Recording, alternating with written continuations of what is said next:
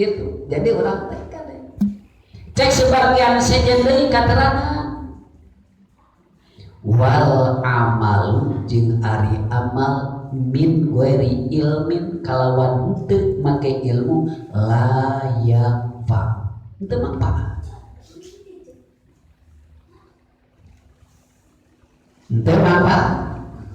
naon jawabanana cek sebagian keterangan lamun urang amal tanpa ilmu ku Allah moal ditampi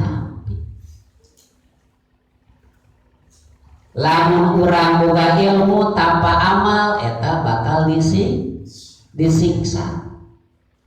seperti jalma leuwih teu heula tibatan jalma anu nyembah kabar ilmu boga tapi henteu jeung amal artina teu diamalkeun nah tetep eta bakal cilaka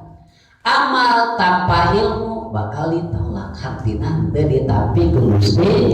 Allah berarti urang teh kudu nyupri ilmu ngan kade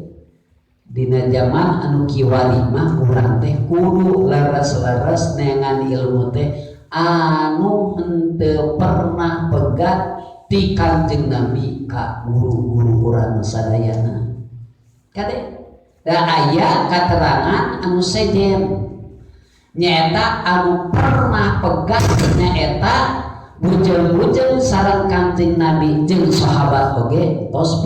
putus bujang-bujang jeung sahabat jeung para waliullah oge tos putus bujang-bujang jeung para waliullah jeung ulama-ulama oge atos pararutus